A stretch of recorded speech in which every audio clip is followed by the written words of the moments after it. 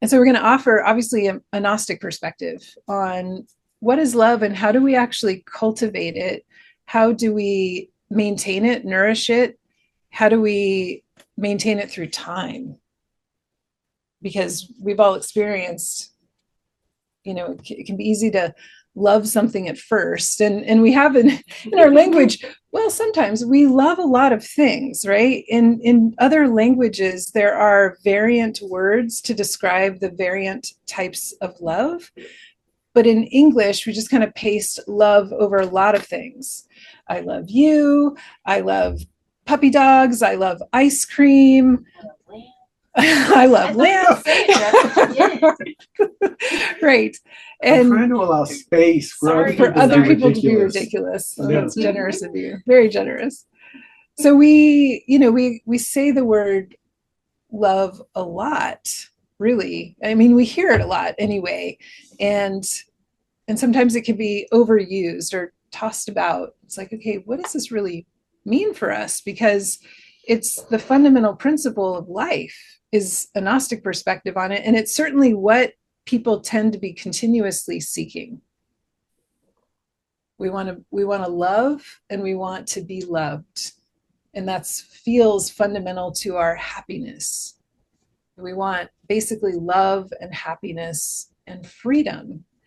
And the same principles apply also to happiness and freedom as to love, in terms of how to nourish and maintain and give longevity to those qualities that can be so fleeting. So fleeting. And so we'll talk about why and how that is. Henry's trying to get back in. So the poet Rumi says that he has phrases and pages memorized, and yet nothing can really be spoken of love. Nothing can be really said of love, and yet he wrote a lot about love. And so while that holds true, we're gonna say a lot about, okay, what is love? And yet the concept of love and the experience of love are very different. The concept of anything and the experience of that thing are very different. And that is one way of defining Gnosis, which is direct experiential contact with that which we wish to know. That fundamentally is what Gnosis means. It's direct, mystical, conscious contact with that which we wish to know, to experience. And so it can't be too heady of a game. And spirituality can get really heady. It can get very heady. Gnosis can get very heady, but that's not Gnosis, really. It can help us to get there. It can help to inspire and inform us. It can help us to contemplate, but the direct experience is something else, something much more simple, and happens really in the absence of thoughts, or in the space between our thoughts, is where we experience something really and wholly or fully. So if we try to imagine for a moment, imagine life without love. I'm seeing like multiple frowns, right? So let's stop imagining that like right now, real quick. But that would be, what would the point be? It just kind of takes the life out of us. Fortunately, it's impossible. Because love is the fundamental force of all of existence. So life without love is literally not possible, because the incipient force behind creation itself is the very force of love, that we're trained to harness in our human experience. We're trying to like experience and capture and express, and sometimes cling on to that universal force that is love, that is the primordial force of all of creation and existence. That really is what love is. So how to give words to that? Like, I just said it. Okay, got it, done, let's go. Rumi was right. There's only so much we can say. I mean, we've defined it, and yet you're all waiting, I can tell, for what am I going to say next? What more? So just defining it clearly is not enough. we need to experience it, and we need to keep experiencing it. And we notice things get in the way of continuing to experience love and lovingness. Even our willingness to receive it, things get in the way of that. So that's what we get really curious and responsible about in the Gnostic studies. In the Gnostic studies that are not just book studies, but are applied studies. This is the application of what we study. That's Gnosis, to apply what we learn. That's that direct contact. So we might have heard God is love. Has anybody heard that before? We probably have. There's probably bumper stickers. We've all probably heard that. And have we heard love is God? We've heard that.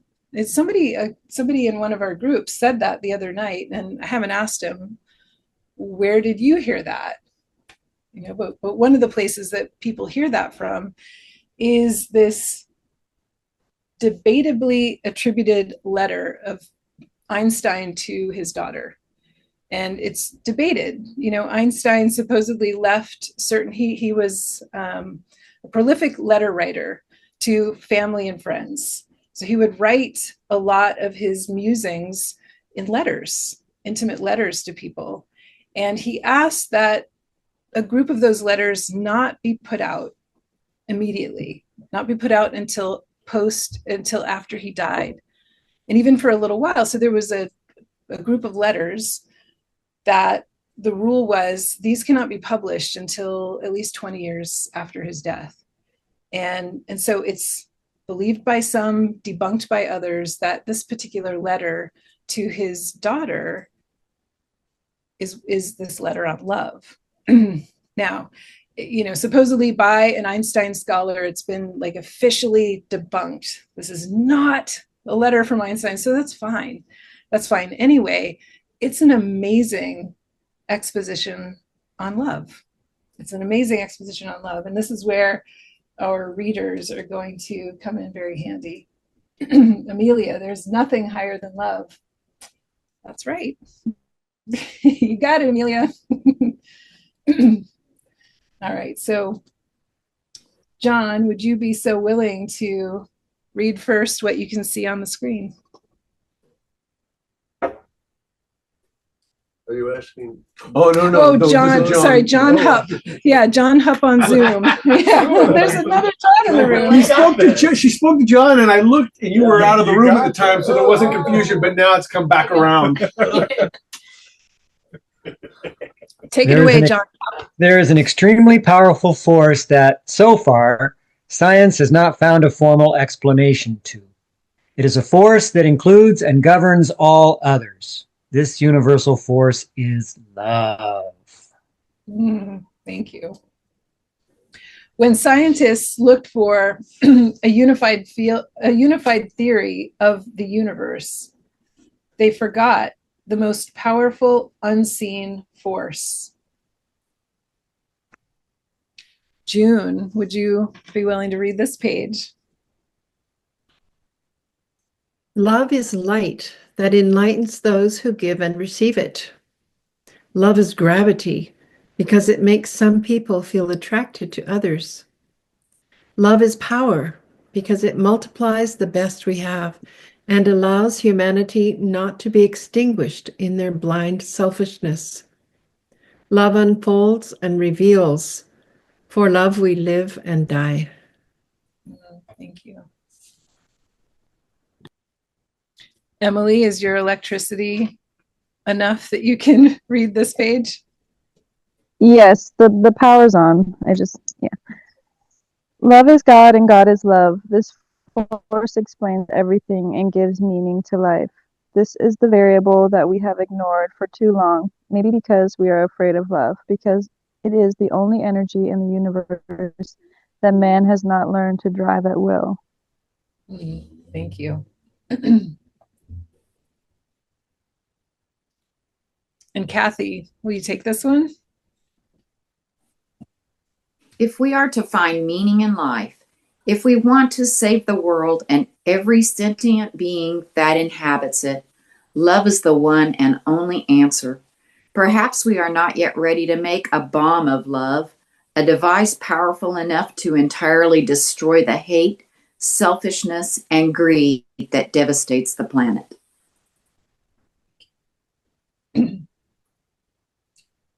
However, each individual carries within them a small but powerful generator of love, whose energy is waiting to be released.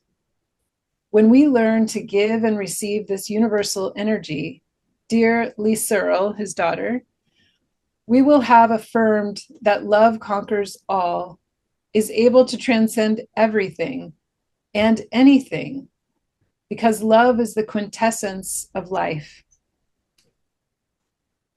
I'm starting to question Rumi on this one. I think a lot can actually be said pretty nicely about love. Yes, that love is the quintessence of life, the quintessential essence, in other words, the essence of life. As the Gnostic master Samael Onvior says, that love is the life that beats in every atom as it beats in every sun. So the micro and the macro both pulsate with the force of love. It is in everything. And so it's not this far away, intangible, ungettable thing for us. It's in our very fibers. It's the very light and life that we are made of. It's what we're made of. It's what we're made of. And we are made of the same stuff that suns are made of. Fundamentally and essentially, it is that light and that life. And so,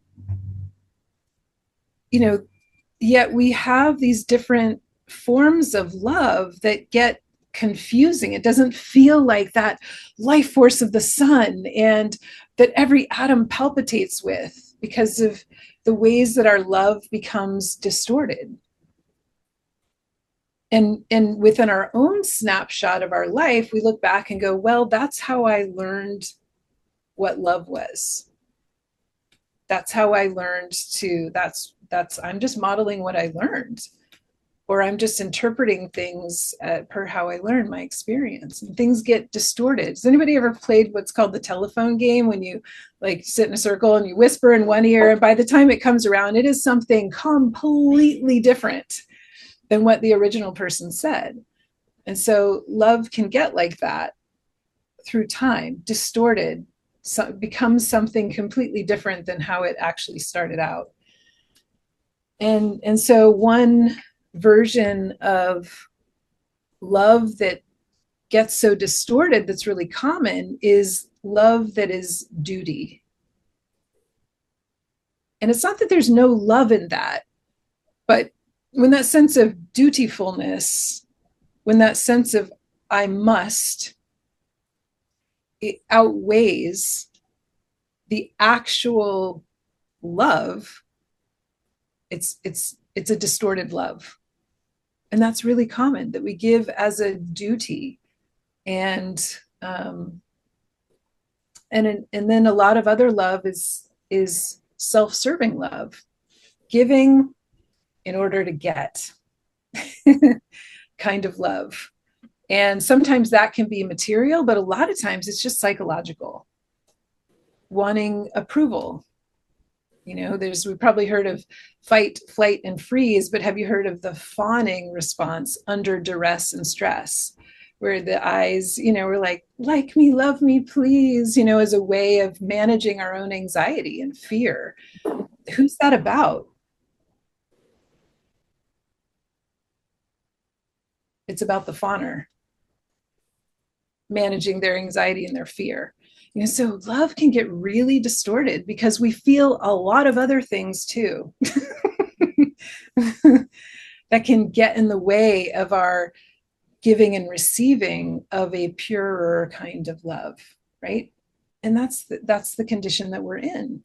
And that's why we keep looking for love. We keep seeking for, we keep wanting to figure it out. We show up every February for this class and we keep giving it, right? Because we're all trying to figure it out. And so sensation, desire-based love also, when that desire for sensation outweighs, it's like, I love chocolate, I love ice cream, I love, we attribute love a lot of times to sensation gratification.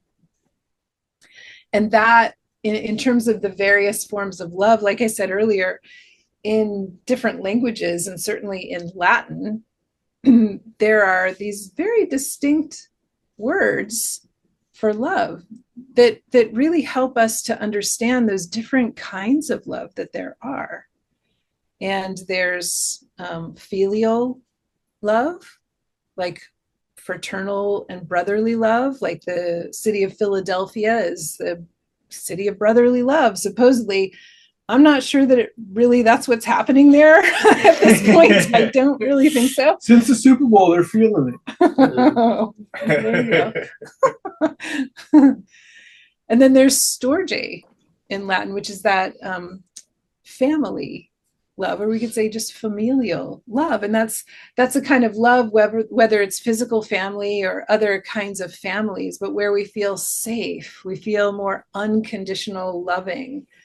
And with our family, that kind of love that we may have experienced, be like, okay, I'm gonna be there no matter what you do. I'm gonna ultimately be there for you because I have that kind of love for you.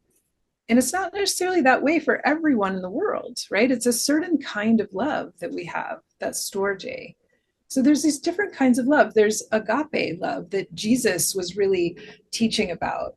That unconditional love for all of humanity. And you've got churches that are named agape for that reason. It's that mastery love. And then, of course, there's this love related with eros, which is the word erotic comes from. And of course, that is a type of love. But when the sensation gratification desire outweighs the love within eros, that's the same as when the duty outweighs the love in a dutiful kind of love. It's no longer a beautiful kind of love. Right. And he's trying to get in. Yeah. And so, it's, with those different kinds of love, and for instance, that sensation-based kind of love, I mean, when we think about it, if love is that primordial initial force of all of creation, then was it duty? Was it sensation, gratification, desire? I mean, is it that God divinity just wanted to feel sensations? Well, no and yes, because creation begets sensation.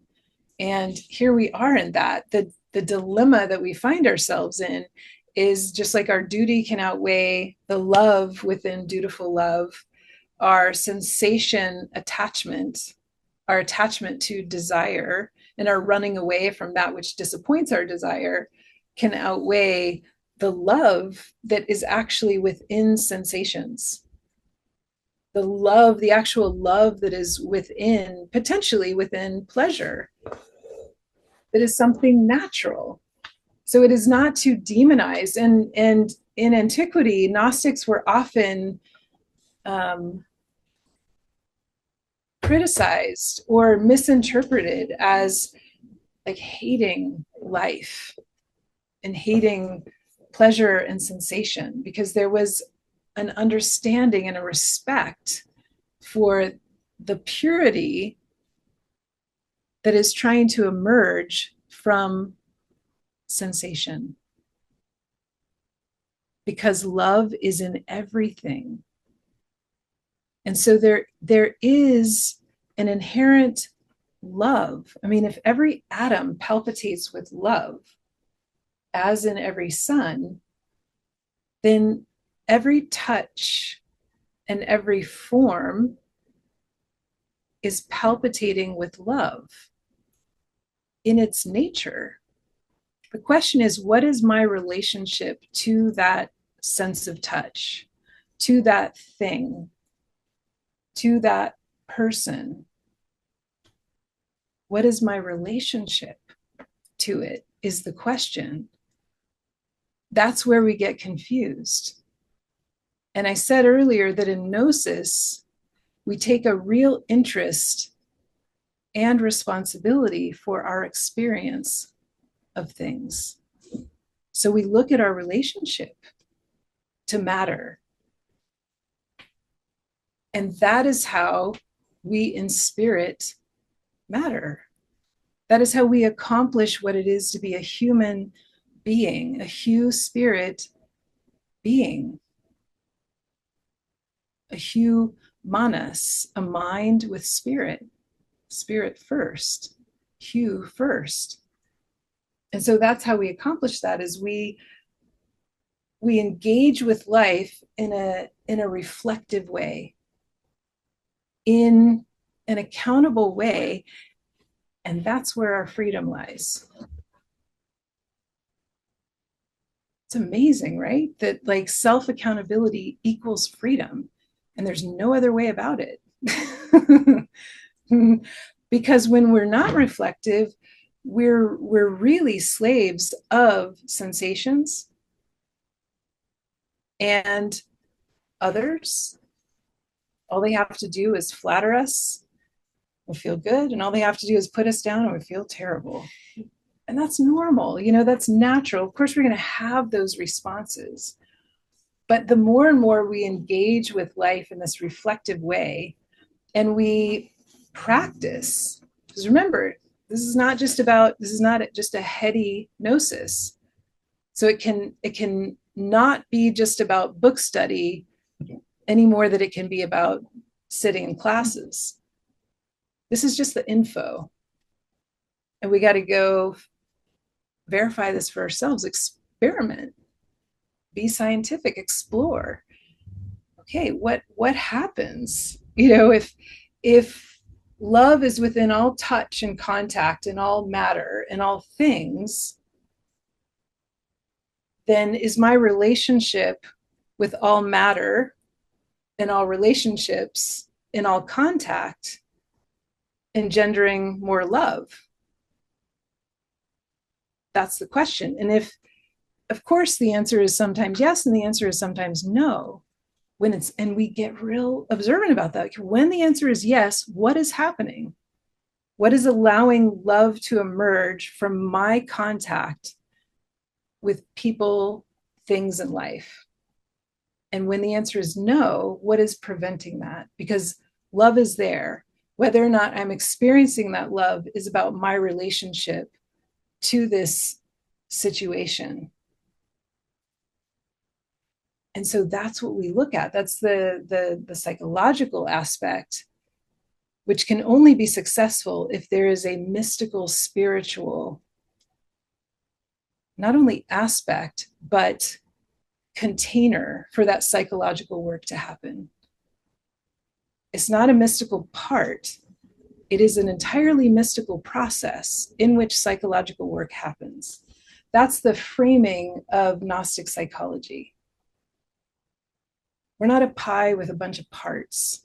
That's just not, we can visualize things like that, and it could be helpful as a model, as something we can conceptualize, but like nothing is like that. It's all bleeding all over each other. It's all intermixed. It's all intermixed. So love is in everything. And love, and we could say the purity and the comprehension wants to emerge from our contact with everything. That's what it is to be human. And that's why Gnosis is not, just like it's not a pie piece, spirituality is not a pie piece. It is the container in which your life is happening. Like it or not, recognize it or not, believe that or not, spirituality, mysticism is the container. Divinity is the container in which everything is happening. It's not a pie piece that's dedicated to one day of the week. And it's not a piece of cake either. Oh, very good, Jeffrey. It takes work. It does take some work. But clearly it can be fun.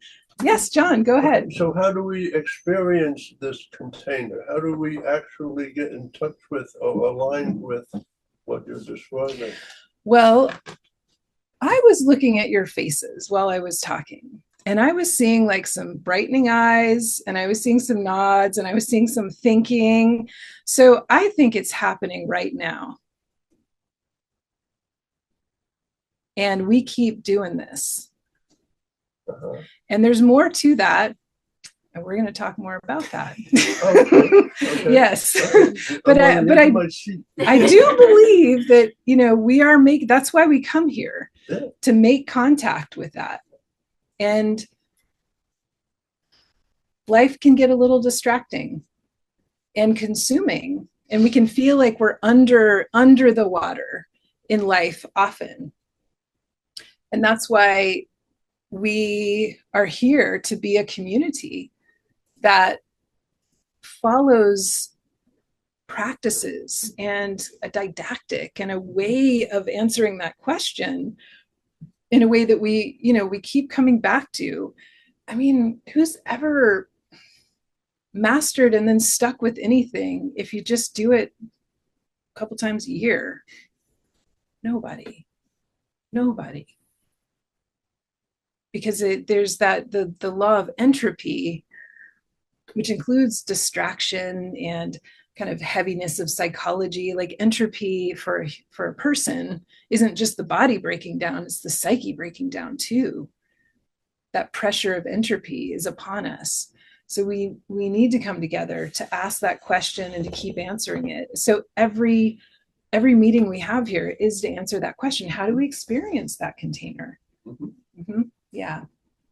So let's keep asking. Yeah. Mm-hmm. So with what you're saying, like, are you saying that is love an experiential phenomenon, or is it independent from experience? Well, love is. And when there is an experiencer, then it can be experienced. So love is. I mean, love is not reliant on an other.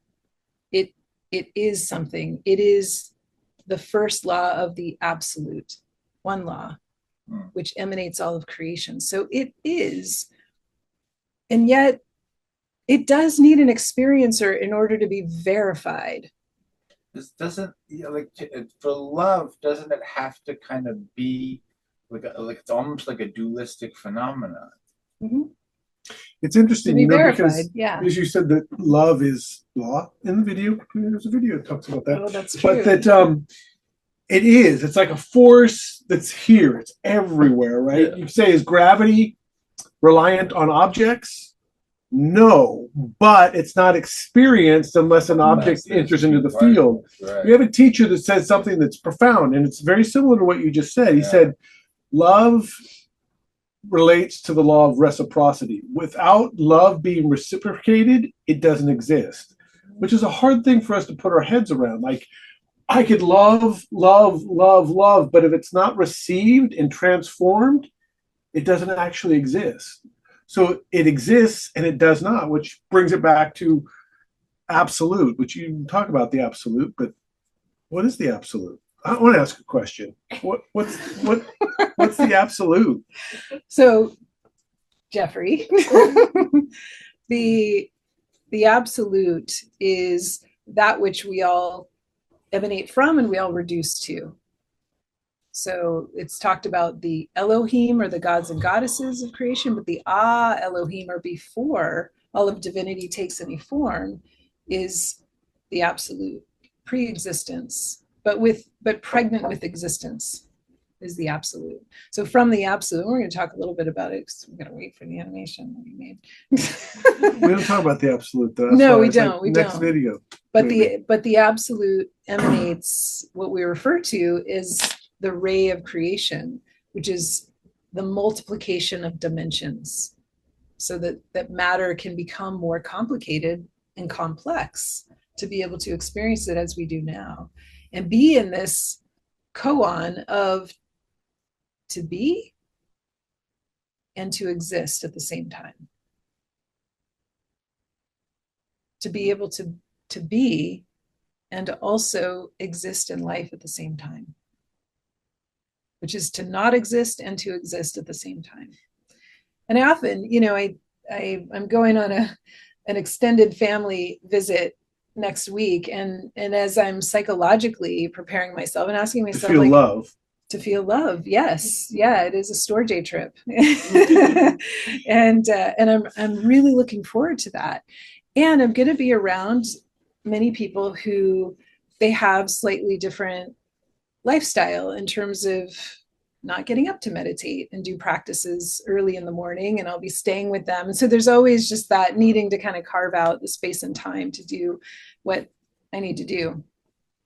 And so I ask myself, like, okay, how do I exist in this way and be in the company of people that I love that are very much about existence and the joy within matter. There's going to be love and joy possible in the experiences. It's one of the amazing things that Storge kind of love, or filial love, gives us those opportunities to feel the joy and the love in life, just in life, in touch and in life experience, in hugs. And we know that it's like, yeah, that's real love.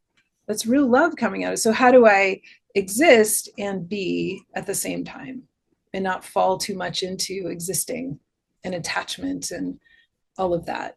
Yeah.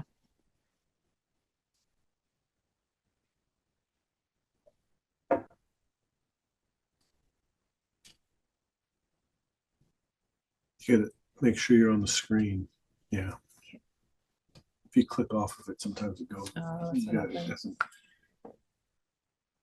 Some of us read this amazing article, an interview with Nikola Tesla. Some here. I don't know if anybody here or anybody on Zoom read that. You can give a thumbs up on Zoom, but we shared it with some folks. No, maybe we didn't share it with everybody here. Okay, yes, there's no. Okay, well, anyway, well, we shared it with one folk. Yeah, we shared it with one folk. and truly, if anybody's interested, it's something we could share with anybody. So email us if you're like, yeah, that thing where Nikola Tesla said everything is light. I want to hear more about that. It's an incredible in-depth interview, and it really helps us to understand what a mystic Nikola Tesla actually was, and that he was truly, absolutely ahead of his time, too much so. So he's often seen as sometimes as a failure. He even described himself in that way. I have failed to do what I aspired to do, but that's largely because people are not ready for what he was bringing. We're still not ready. Like, we're not ready for what he was actually bringing. And from a Gnostic perspective, we understand that actually it just couldn't be permitted for him to really bring forth the level of power that he understood and was capable of bringing forth, because it would have gone into the wrong hands and probably would have created a lot of disaster. So he needed to not succeed. It's interesting as you say that. We think of it because you might think Nikola Tesla, electricity and all of the information that he communicated, as a materialist. And when you say something like he's ahead of his time, the mind goes, oh, the material and the things that he had were so far advanced. But he was ahead of his time because he was a mystic. And in this talk, he gives his spiritual beliefs, and that those are the forefront. Yeah. The what matter played in that is consequential, which is really what's happened throughout time for mystics and alchemists or scientists. Before we had the ability to manifest the things that we do physically, he just came along at a time where there was a combination of science and mysticism so that he could express what could relatively transform physically everything. Yeah. So what else he said? Yeah, everything is light, but he said, what I'm trying to prove is revolutionary and almost inaccessible. It is what must be done in the universe so that each being is born as Christ, Buddha, or Zarathustra. My intention is not to make flight devices, aircraft, or missiles, but to teach the individual to regain consciousness of their own wings. I'm also trying to awaken contained energy in the air. What is considered as empty space is only a manifestation of matter that is not awake. There's no empty space on this planet, nor in the universe. Inside the earth, there are energies of joy, peace, and love that are expressed, for example, through a flower that grows from the earth. I have spent years looking for ways that this energy could influence people. And by the way, he did that in Colorado Springs, Colorado. He actually really imbued the place to as much as he was capable of doing with this energy. It's very interesting that he actually did that. And that's sometimes what mystics do. They really try to help divinize matter to help people and the planet. The beauty and aroma of roses can be used as a medicine, and the sun's rays as food. Life has an infinite number of forms, and the duty of scientists is to find them in all forms of matter. So he understood that love palpitates in every atom, and that space, apparently empty space, is pregnant with love, life, and light. And he was working on how to harness that energy. This energy right here was working on that. But he needed to not succeed because it would have been misused and still would be today. I think I can say obviously to that. And so in some ways we're not ready for that. But which is why if we're going to be harnessing those energies, even on an individual personal level, it's really important that we have a responsible psychological work and accountability in a community for that work going at the same time, hence the school you're in right now and that you're attending via Zoom. That's what we serve.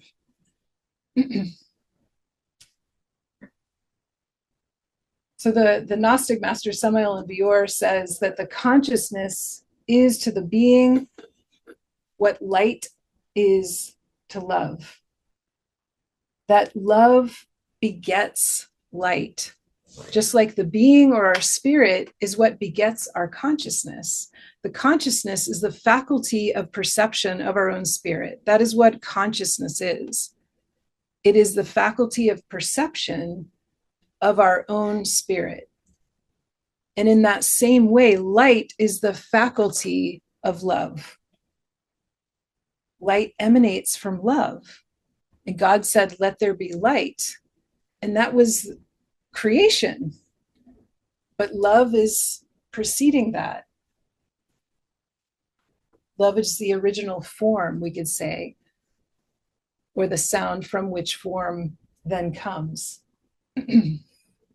So love is what emanates from the absolute as light. So love shows up, it emanates, it takes its first form as light.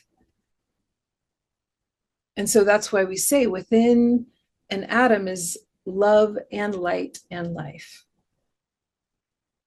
And so the absolute is darkness, but it's vibrating with love, so much so that it becomes light.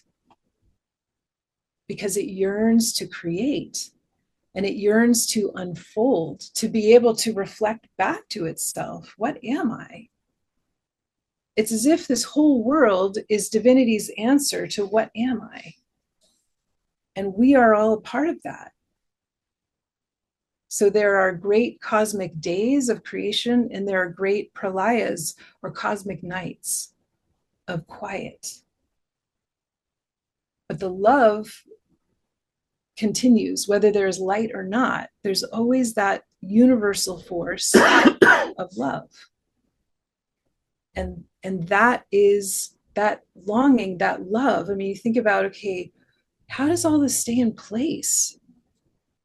I mean, even with light pollution, lately you look up, oddly on a clear night in January in these parts of the country, and you see a lot of stars, and we know, there's many, many solar systems and galaxies. How does all this stay relatively in place? It is not a chaotic system. It does not come from chaos. It is not returning to chaos. There's organization and order to this.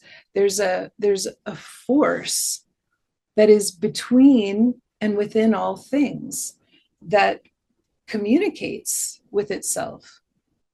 Just like the forest has a floor that communicates with itself, that is completely connected. No footstep or sound is unheard by any part of that forest. And likewise, all of space, that everything is connected because there is no empty space. And it's connected fundamentally by that force of love. Gravity is a form of love. The relationship between the Earth or any planet and its moons is a force of love. The relationship that those planets have to the sun is a relationship of love. And that sun of a solar system has its central sun that multiple solar systems are rotating around. And that's the force of love. Love is this organizing force. When it's unimpeded, it creates harmony, beauty, and order.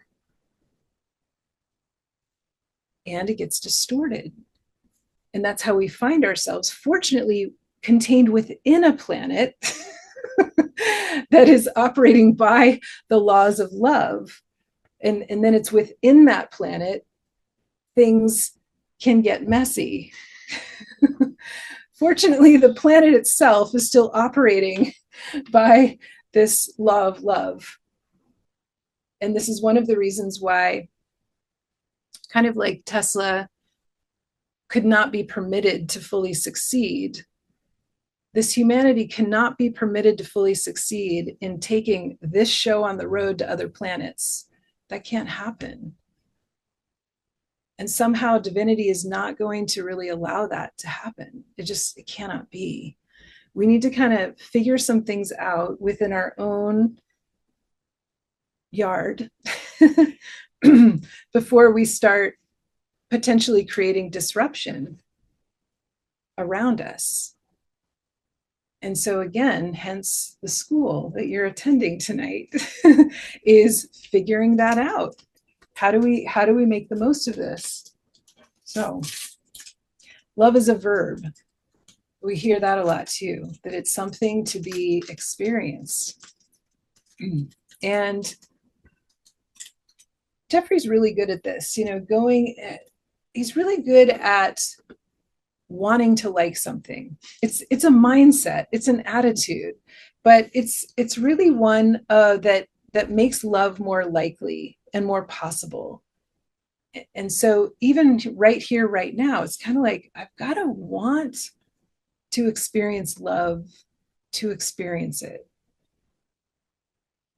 Because the absolute and love and divinity respect our free will. And if my will or my willingness or my choice in any moment is to not be open, okay, right? I mean, so that's part of reflecting on ourselves. It's like, okay, what is my will or my willingness? How do I let this in? Am I willing to experience love? Am I ready for that? All right. So as we said, love emanates from the absolute as light, as what we call the ray of creation. And this class is not going to go thoroughly into the tree of life, the Kabbalah, but simply to say that. And there are great classes and videos on the classes page that really go into this in more detail, this verb of love. But now let's talk about the healing that we need to do, the sustaining our capacity to love, that healing and that sustaining of our capacity to love. That would be a little more Gnostic, right? Getting into it. So the heart, and we're talking about the heart as our capacity to love right now, not just the organ of the heart, but it's very interesting. It's a gland and an organ at the same time, unique in that way. And more, but unique in that way. And it relates to, of course, the heart chakra. So we need to continuously rejuvenate our capacity to love and receive love and feel love. That love kindles love. And so we got to generate it ourselves, actually. We have to really proactively seek the things that help us to feel love. And in the Tibetan tradition, maybe some of you have experienced, I know some of you have, this practice of metta bhavana, which means loving kindness. Mm-hmm. And it's a practice where we intentionally conjure up feelings of love. We use the imagination for good instead of just being distracted. And we conjure up a memory, an image that helps us to feel that metta, that loving kindness. And we dwell in that and dwell in that and dwell in that because we need to exercise the heart's ability to love. Our capacity to love needs to be exercised. We need some reps because there's a lot, you walk out and somebody says or does something that you don't like, there's a lot of challenge to it, to stay open. And you're in a busy place with a lot going on and deadlines and demands and people kind of crowding around you, figuratively or literally. And you feel like you kind of want to close up and shut down. And we can go in a relatively unfeeling state for periods of time. So we need to purposefully get into states where we open up and re-exercise our ability to be open-hearted. We got to literally practice that. So that is one way that we heal and we rejuvenate our ability to love. Yeah, it's hard. Yes, it can be hard. I usually feel nothing. To condition myself to feel nothing. Right. When there's a lot of, we could say, good or convenient reasons for that. In some ways, it's easier to get through life not feeling so much until we want to feel. And that's the trouble. And it comes back to the question that was asked by John. How do we feel that? How do we get with it? And it's really a matter of letting go of the not that. And it gets subtle and subtle and subtle. We get very used to turning those things off, so much so that we forget that we've even turned them off or how to turn them back on. So then we want to get them back on, and we have to begin with recognizing the not love and letting go of that just consistently. And it takes us to deeper, deeper, deeper, deeper, deeper, deeper until what's left is love. Is that where the practice of forgiveness comes in? That's a big part of it. Mm-hmm. Yeah, that's a big part of it. Mm-hmm. Absolutely. Because like I said earlier, our love gets distorted, has roadblocks set, and resentment and account taking is one of those roadblocks. It doesn't allow love to flow. It's palpitating within every atom. So how could I not feel it? If it's everything, how many trillions of atoms are we made of? How could I not in any nanosecond not feel love? And yet that is our experience. Somehow I'm not feeling that because we overlay.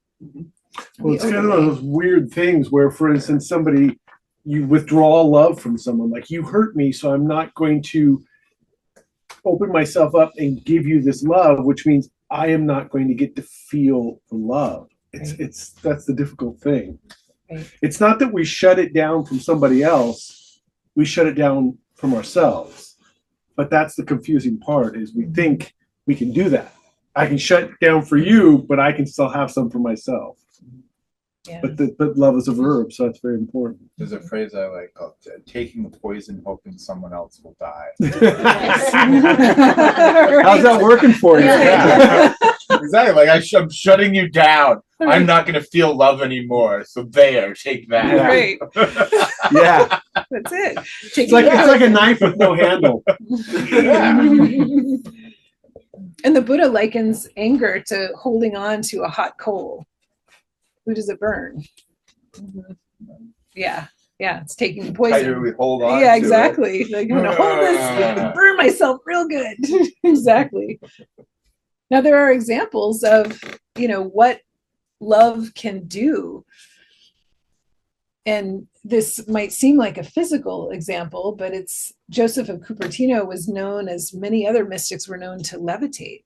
Maybe not to the ceiling like this, but I don't know. I think that's why they started building the cathedrals with the high ceilings, but they contain, just to keep all the mystics in. Put your head on the top. They're all up there. And he described that in these moments of mystical ecstasy, upon levitation, he would cry out. And he said, yeah, just like gunpowder ignites and makes that boom, that's what's happening to me. That power of mystical love is so strong that we know love, light, sound. That's all creation. So he's making this sound of creation, this sound that love just impels to him. He said, this is how I cry out, inflamed by divine love.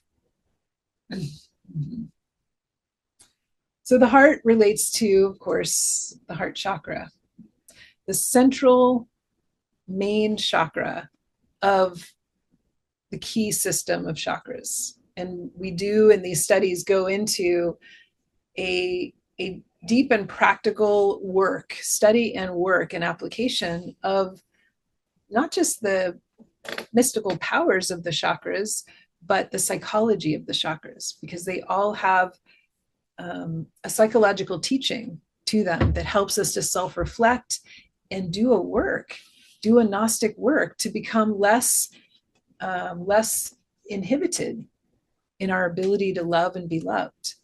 And so working with the chakras actually is a terrific system to work with, but the psychology of the chakras, we need to include that in order, because it's not a complete work just to generate love and generate love and generate love and do metabhavana and do ohms. Like that's a really important part of it, but we need to remove the unforgiving, the resentment, the fear, the envies, the jealousies, the hatreds. We do need to dissolve that.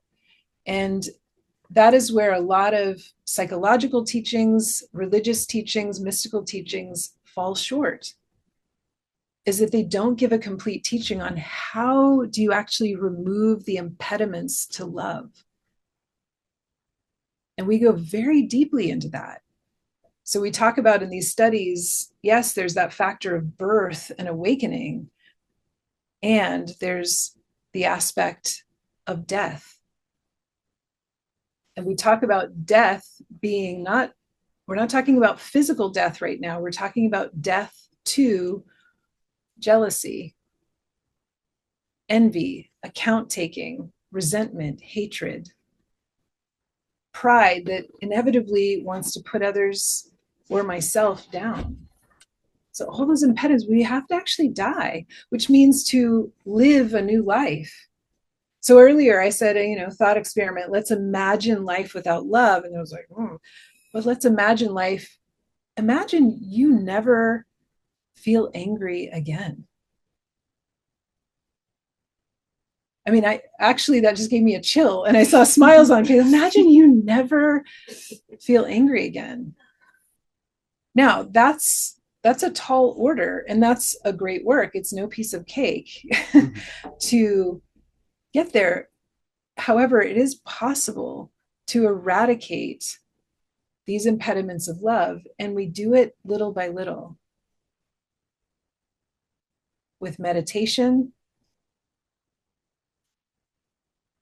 with prayer, with certain psychological teachings, and with certain types of harnessing and utilizing energy, the energy that Tesla was getting at, and directing that electric energy to dissolve those impediments of love. And that's the piece that the alchemists knew, that the Gnostics know, that not a lot of people know.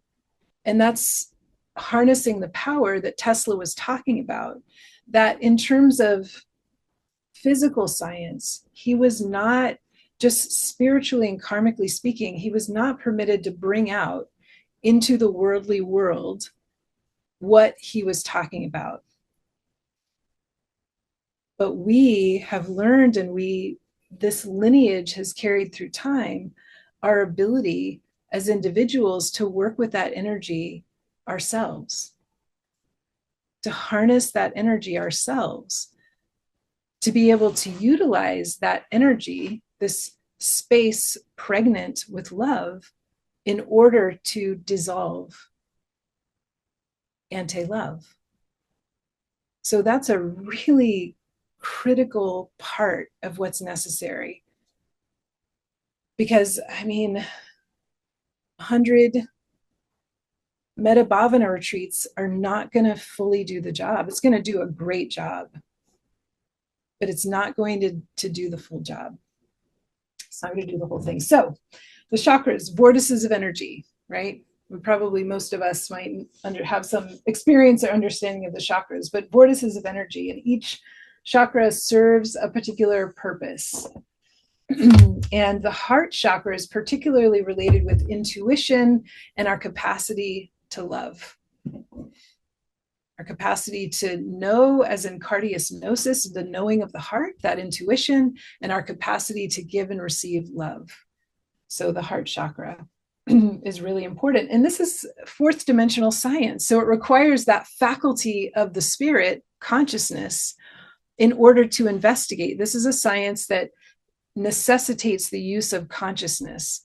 So only people with a more awake and activated consciousness can possibly really go into this science. Fourth dimensional science is for people who have a sensitive attention, people who meditate, to develop that sensitive attention. And so that's why it's so important that we are daily cultivating that sensitive kind of attention, so that we become fourth dimension scientists in a way, because we need to experience this stuff for ourselves. And we hear and see people doing that. Your eyes are on the chat, right? Okay, good.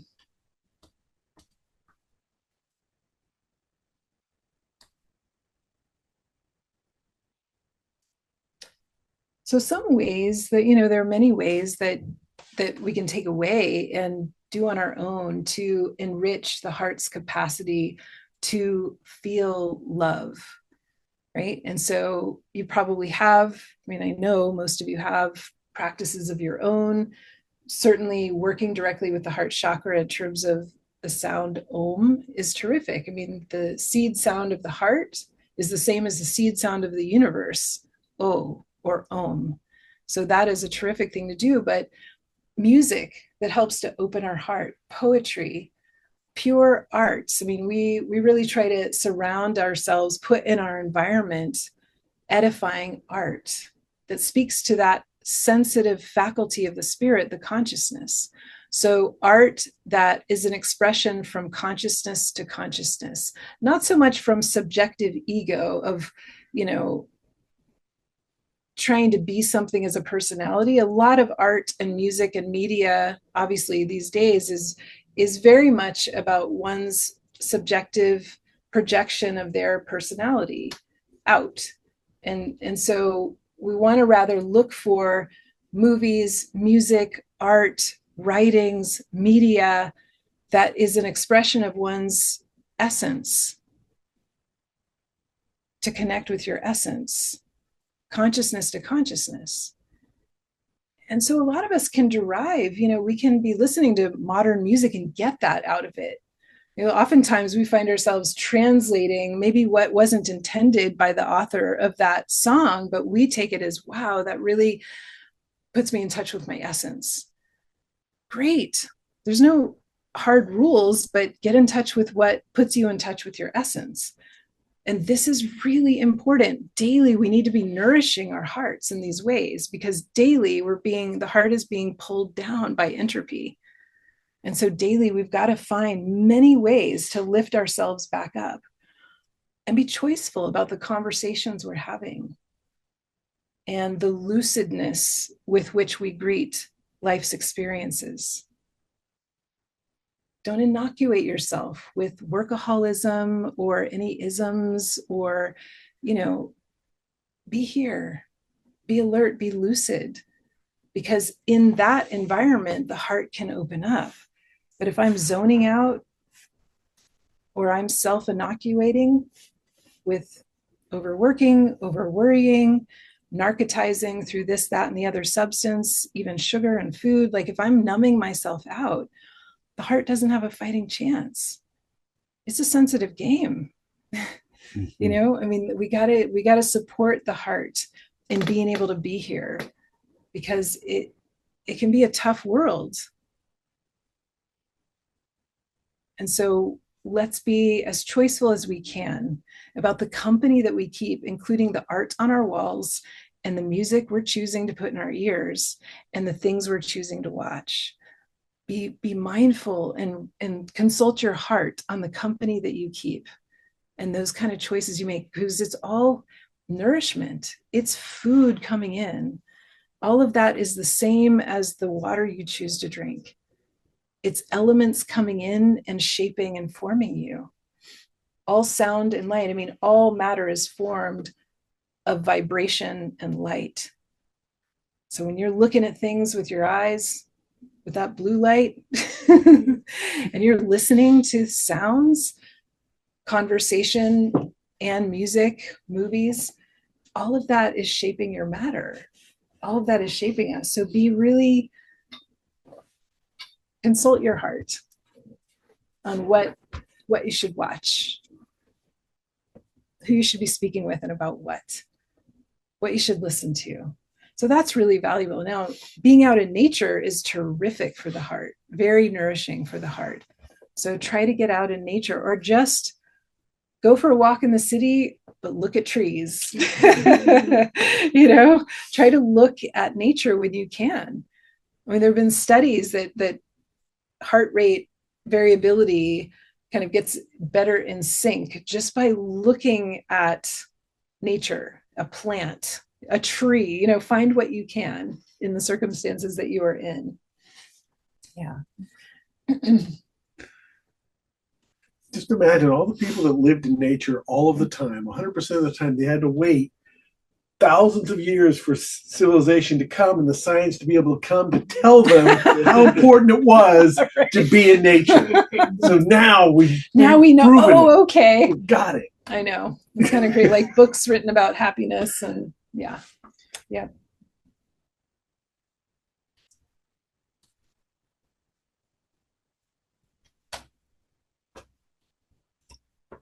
And so healing and sustaining our capacity to love, if we take the chakras as a framework, that the heart chakra is smack dab in the middle of these 7 core or key chakras. And the lower 3, there's the Manipura, which is related to the solar plexus. And it is also related to telepathy. It's this huge vortex of reception. And this is why if we are in a really negative environment, it's actually beneficial to cover your solar plexus, to try to not receive. And it's a natural move, right? When people feel uncomfortable, they naturally tend to cover their solar plexus. It's a protected, it's like, I'm not really going to let all this in. and that's a natural and and helpful thing to do, right? But when we want to be open, then be open. So if this is your life's posture, when you're with a loved one, when it's safe, when you're listening to beautiful music, when you're meditating, open up and let that area receive. And then there's the chakras related to instincts, the base chakra and the sexual center. And so there's a lot of fire in these lower chakras that need to be directed by the heart. The intuition and the love and the cardiac gnosis of the heart really should be taming and, in a way, conducting, informing our lower emotions, those more passionate emotions related to the solar plexus, our sexuality and our instincts. So that's important work for us to do, right? Is to not be quite so instinctively run, and to let the intuition and the love of the heart and the purity of the heart inform and guide how we relate to life emotionally, sexually, and instinctively. Fundamental. We're not going anywhere, and Kundalini is not going anywhere without that work, without that establishment. So it's those lower chakras we've really got to work on first and foremost: instincts, sexuality, and emotions. Because she, as Kundalini, cannot move and create greater order in us.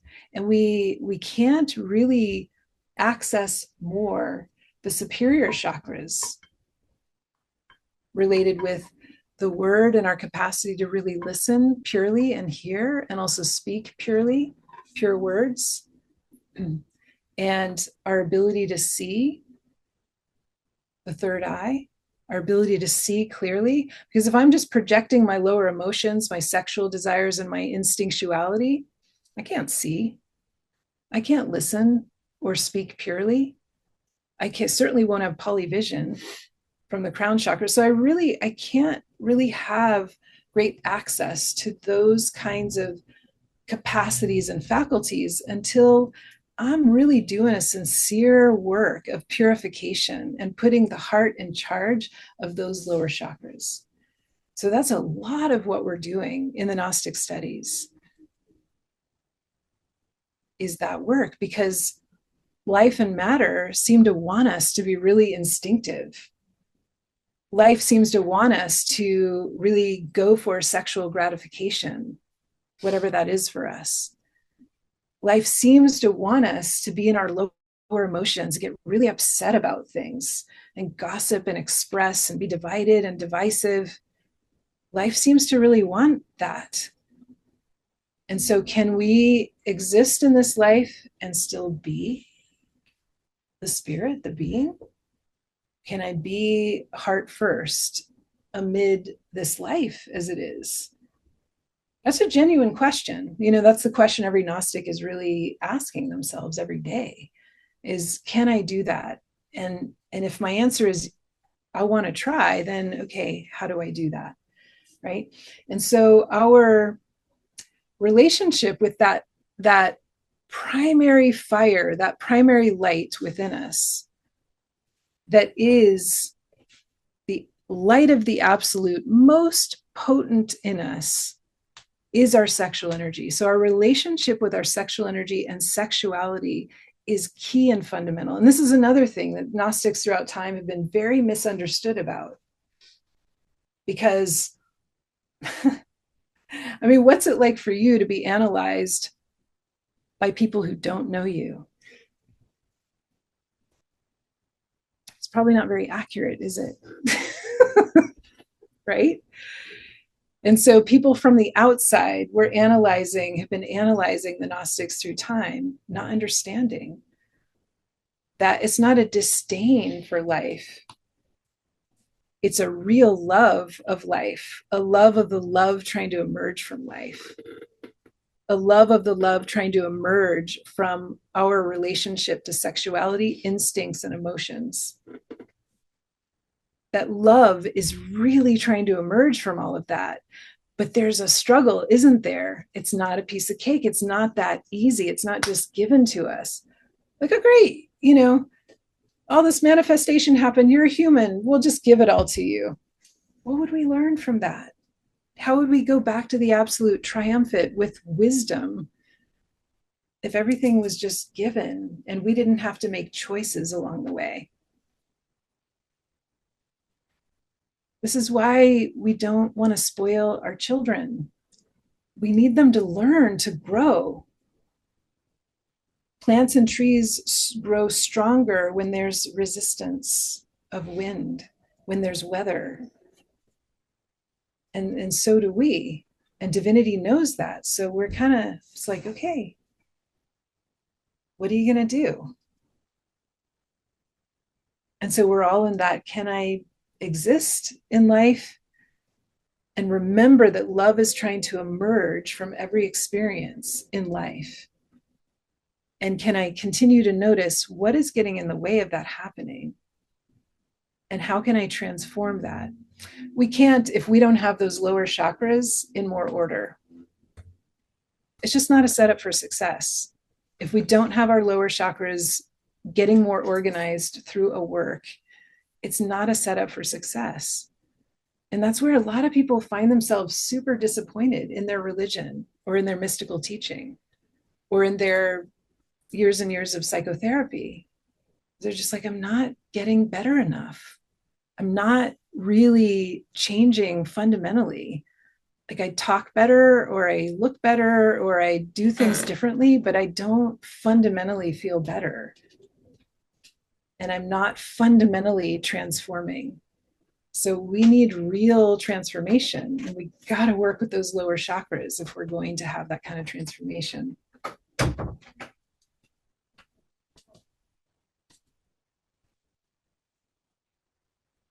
So the Gnostic Master Samael says that love kindles love as fire lights fire. And love begins with a glimmer of affection, is substantiated by the power of tenderness, and is synthesized in adoration. And he's talking about that more eros kind of love, the love between people. But we can translate this to any kind of love as well. Love is the best religion available. To love, how beautiful it is to love. Only simple and pure souls know how to love. Love is nourished with love. Arouse the flame of the spirit with the power of eros. So he's talking about utilizing that eros, that kind of love, within the lower chakras. No lower chakras, no eros love, no fire to work with. So we need that fire. And that's the dilemma that we find ourselves in. It's like, I need to be that close to being consumed by matter, to have enough fire and force and energy. It's like enough motion. It's like enough G-force. It's like, you got to be willing to take the curve to get enough power to be able to use that power to dissolve our egotistical desires. So we got to be willing to be in the fire. And that's what Eros and his brother Anteros help to teach us. So there's Eros, that kind of love, that fiery love, that passionate love, that love that helps us fall in love. Cupid, or Eros with the arrow. And the ancient Greeks were the most concerned about Cupid, because it makes people out of control. And they didn't like. The gods were afraid of Cupid. The gods were afraid of Cupid. Everyone was afraid of Cupid because it makes people out of control, right? And so there's Eros, love, and Anteros, anti-love. And they were always in struggle. They were always fighting. And I really appreciate this particular, they're cute little Cupids. But you notice that Eros is trying to put his right foot on a stone. He's trying to establish his foot on the stone, the rock, sex, yesod, the foundation. And Anteros is like trying to fight him away from that. So there's always this struggle of Anteros saying, I want to be identified. I just want to be in matter, lust, sense, desire, gratification. That's what I'm about. And so Eros and Anteros always in this struggle and fighting. And that's symbolizing that struggle that we have within. And we need that, in a way, that creative tension in order to make our choices. If the only choice you could make is the good choice or the right choice, then what willpower would you develop? What would you learn? Nothing. So we have to have this struggle of Eros and Anteros, but we need to be aware that that's what's happening. So how we make the most of this spiritual container that we're in is to recognize what is happening and recognize that I'm constantly making these choices to be consumed by matter or to conserve some of myself and to be able to experience matter without being consumed and enslaved by it. And this is where the conservation and transmutation of our creative energy is totally necessary to be a setup for success in this Eros Anteros tension that we all intimately have within ourselves. We've got to have our energy on our side, because if we don't, we're caught in a rushing river and we don't have much of a chance but to go down that river.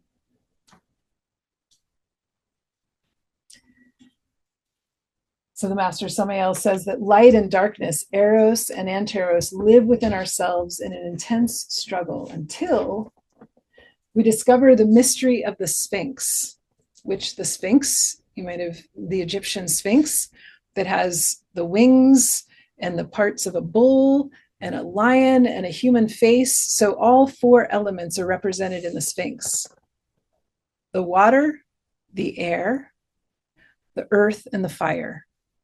So until we... Just like the dragon. Just like the dragon, that's true. Yeah, there's other mythical creatures too that represent all four. So until we engage with this mystery of the Sphinx, which is to dominate those elements within us, dominate not only the fire, but the element air, the element earth, the element water, psychologically speaking. And that's where we get into the work with the chakras, helps us to accomplish that. And we do it in levels and levels and levels. So only when we comprehend and engage with that mystery of the Sphinx are we then able to achieve this, live within ourselves this struggle, but in a way that we're able to overcome it.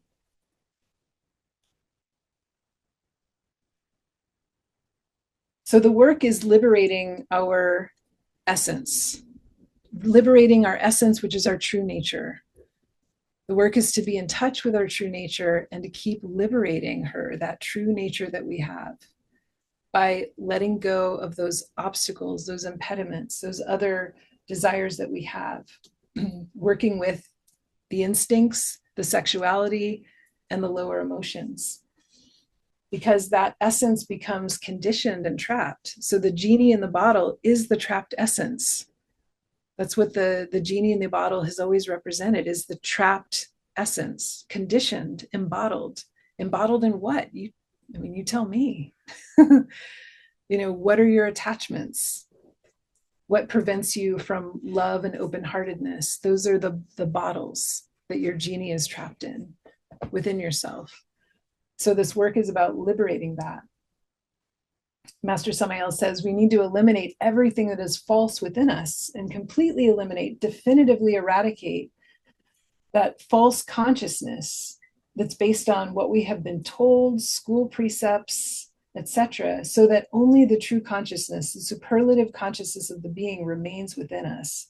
That is what truly matters. So as I mentioned, there is birth and there is death, the factors of birth, awakening, and the factor or the side of death, dying to that which is getting in the way of our capacity to love.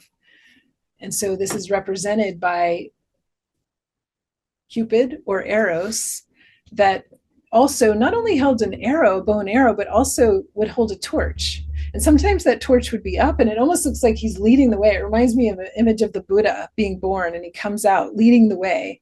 So he's leading the way with this upturned torch, which is the ignited fire, the very fire of Eros that we've been talking about. And then sometimes the torch was shown down, snuffing out death. So that very force of Eros is for birth and for death, both. Now, Hercules cauterized the heads of the Hydra he removed. Was with so the torch down. Mm-hmm. The downward torch. So it's not good or bad. Right. Yeah. Right. You just got to use it. Yeah, you got to use it up or down. And this is an image of Thanatos, who used to be conflated sometimes with Eros. Thanatos, a god of the dead, who would remove, like drag dead off the battlefield, and he'd be depicted as doing that.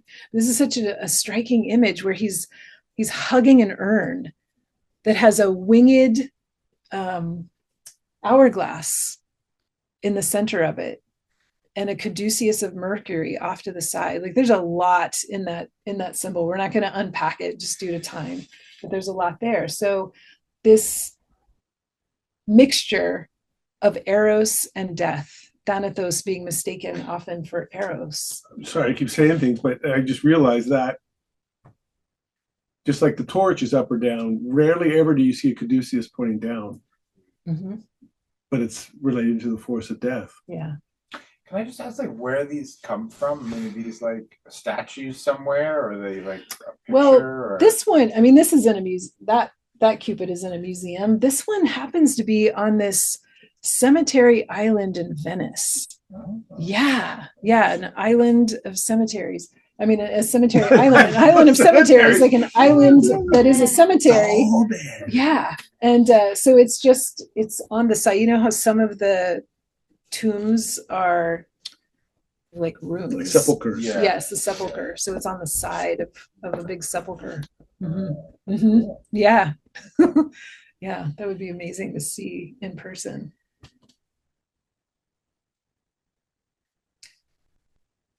So as we said, working with and making direct contact, working with our own creative sexual energy is a fundamental, important, critical part of the work. And that sexual energy is represented by Kundalini, who also then is intermixed, like Eros being intermixed with Thanatos in this relationship of Eros and Anteros. So our Kundalini energy of birth, that awakening part, is also an aspect of our Divine Mother death. They work together. So we empower our Divine Mother death, or that aspect of our own spirit and consciousness that's actually able to, it's a force or a wisdom of our own consciousness that is represented as the Divine Mother in this form. Kali is the Divine Mother death, is a representation of our own capacity that we can develop and awaken to focus that fire of Kundalini towards the dissolution, the self-separation from our egotistical desires, from all those impediments to loving. And so that's the part of the work. It's there in other traditions, but it's not all put together unless you are in the Gnostic heart of that tradition. So Swami Shivananda knew this art and science, but publicly he taught Hatha Yoga to the public. To the exoteric form of that tradition was that kind of yoga. But to his intimate disciples, he was teaching what we're talking about. So it's been there, it's been taught, and it's been carried through the stories and the art. And this is a modern Western form of those teachings. This is the heart of the Gnostic teaching of various traditions here for us to be able to take advantage of everything we've been talking about tonight. So we'll take a little break. I know we started at 10 past, so I'm hoping we can go until 10 past. Did you put that in the notes? I didn't say that in the beginning. We're the whole parking situation is new, so we're trying to figure it out. And I think we'll say we're going to start at 7:02 so that we actually get people here on time. But let's take a little break. Let's pause and let's just try to be, as brief as we can, 5 to 10 minutes. But we're going to start meditation at 10 to. Okay.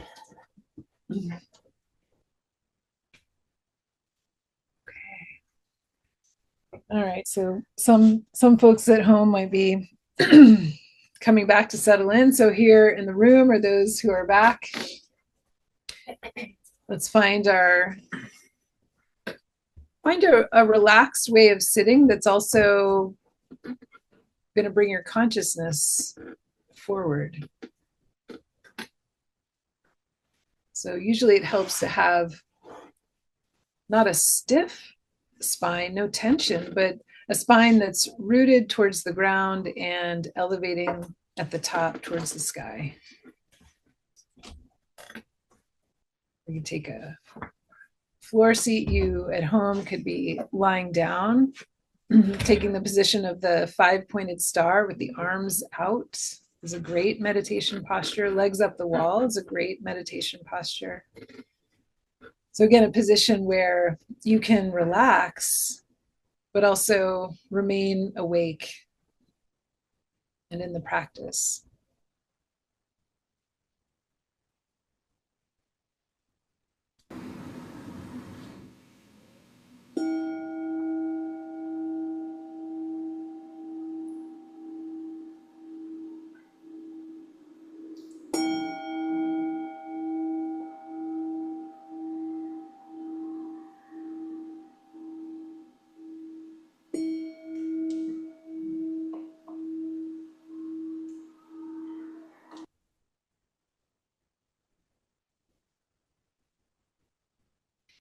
And your eyes can be closed. That can help us to go more inward to interiorize and let go of visual distractions. But also sometimes when we close our eyes, it can be too chaotic and we lose touch with the practice. So you could just gently gaze at a non-distracting spot before you, or just have the eyes looking downward with a very soft focus. So you can gauge for yourself what's more helpful, closed eyes or very lightly opened and softly focused eyes.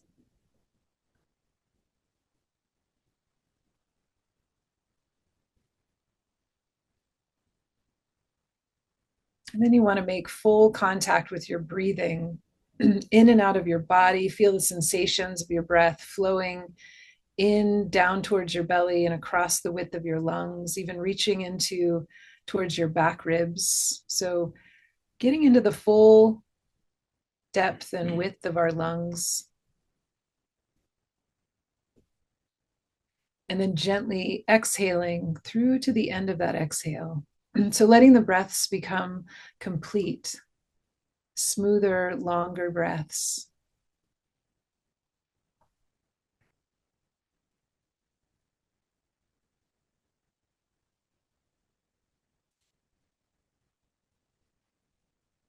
And with this help of the relaxed yet alert posture we've taken, the closed or softly gazing eyes, and this slowed down, elongated way of breathing, ideally through the nose if you can. All of this helps to create within ourselves a space, a container in which to be. And can we right now really just be here for these few moments? Just be in your body with your breathing without really needing to do something.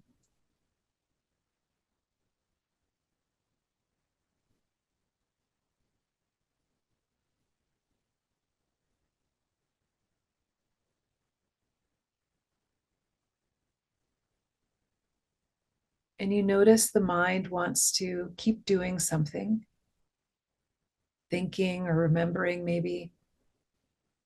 Maybe your body wants to keep doing something. And we don't create a big resistance to any of that. But can you stay with your breathing, stay connected, stay anchored in your breathing, not going away, drifting off like an untethered boat on the waves of the ocean, not drifting off with that chain of thoughts, that memory, that concern, those sensations. We can scratch an itch mindfully while still aware of our breathing and relaxing into our body, still being present. We don't have to become the sensation. We don't have to become that worry or that thought or that memory. We can have all those things occurring and still remain here anchored in our breath, in our body. And in this, we generate some willpower that's based on our willingness to sincerely do this practice. Our will is always based on our willingness.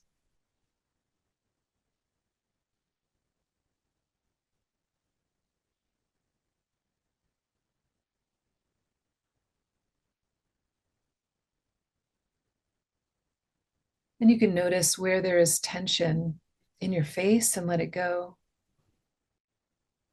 Let go of thinking from the forehead. Let go of self-expressing from the face and just let yourself relax and be. Can you let your face be? Still aware of your breathing, anchored in your body. And you can notice any tension that you don't need in your back and let it go. Your arms and your hands. Still holding your posture, holding the integrity of your spine, but without unnecessary tension. Maybe rolling the shoulders back and letting the shoulder blades gently glide down.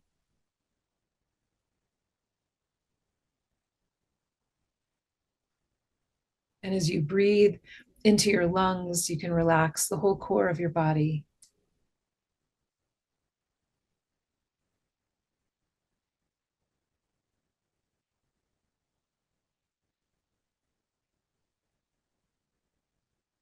And with your next inhale, exhale, you can relax through your legs, just noticing where there's tension that you can let go and let go of it.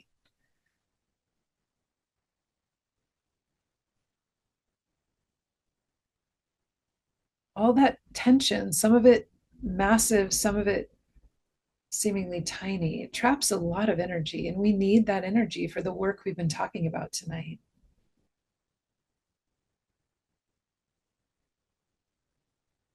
So free yourself from all of that tension, anchored in your breath, moving in and out of your body, and you're aware of all this happening. Noticing the thoughts that arise, the feelings that you're feeling, sensations, emotions. Noticing the sounds in your environment, but not thinking about them or going away with them, staying with your breath anchored in your body. And growing your capacity to be and to not fall into matter, but to be amid matter, within matter, in a body of matter, without being consumed by your own matter.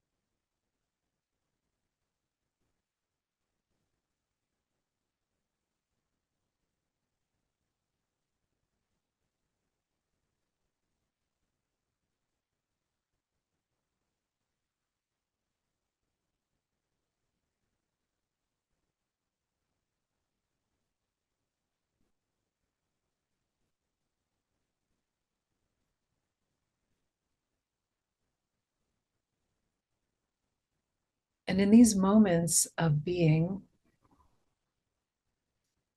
and maybe in that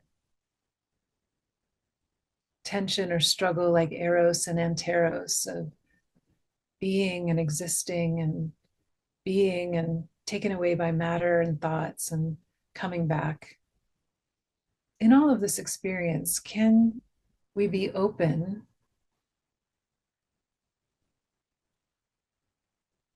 to the love that is palpitating within this experience? The love, the consciousness, the light, the life that wants to emerge from us simply making contact with our own essence in these moments. That love truly yearns to emerge in this moment and to be felt through you, a perfectly designed instrument for love and loving, with a heart chakra, and a whole spiritually designed system made to embody, express, and experience that original principle of all of creation that is love. That is what you are, a perfect instrument of the absolute. And in a state of being, we are more able to notice what we are, to feel and experience that we are that.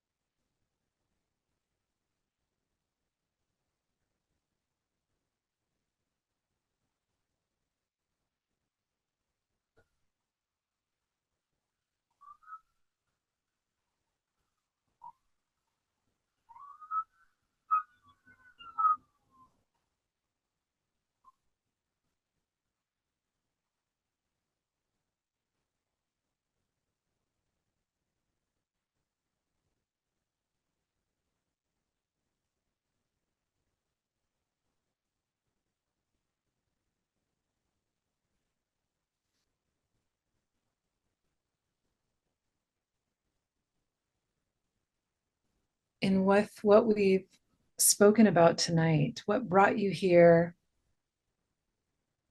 with the talk, with the symbols, the images, the stories, the words from other teachers, masters have spoken to you. Ask your heart, what are you taking away from tonight? What is your heart filled with tonight? And maybe it was a phrase, a word, one thing that feels renewed or new.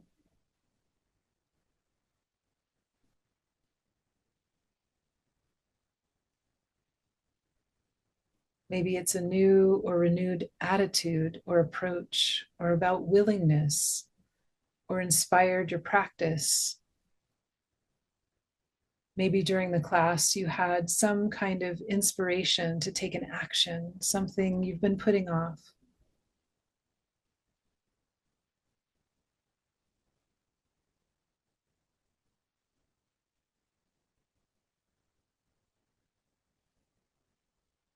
But how do you want to carry forward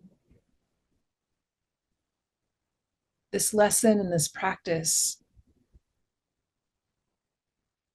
to keep renewing, fortifying, giving longevity to your capacity to give and receive love?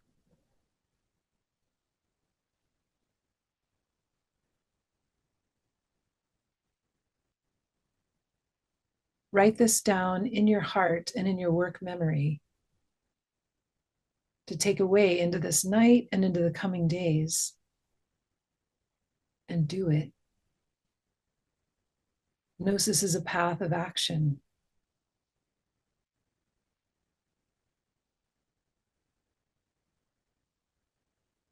There are people in this community that can support you if you ask them to.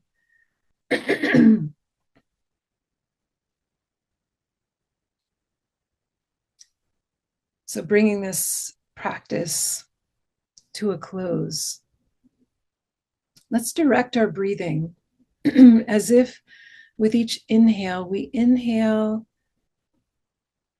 up the spine, that system of chakras, and we begin at that base of the instincts. And as we inhale, we draw that breath up through the sexual center, through the lower emotional center, through the heart, through the throat area, up to the top of the head. And then we rest at the top of that inhale, actually at the third eye, that place of seeing. And as we exhale into the heart. In this way, creating that shepherd's crook, a symbol related to the Christos force, the development of the Christ. Breathing up the spine with each inhale, pausing at the third eye, at the top of that inhale, and exhaling into the heart, nourishing the heart. So this way of breathing is one of the many ways to nourish your heart and its capacity to love.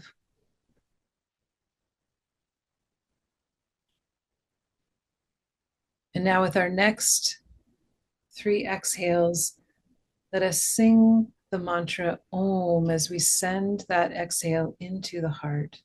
So wherever you are in your breath, exhale and inhale up the spine, pausing at the third eye, and exhaling as Om into the heart.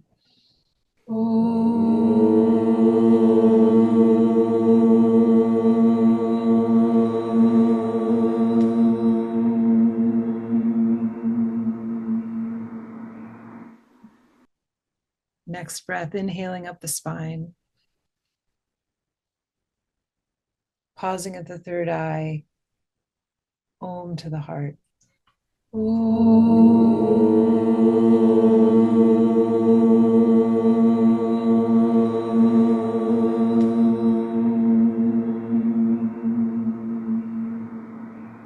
And one more inhale up the spine,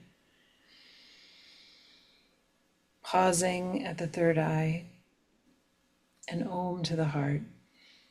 Om.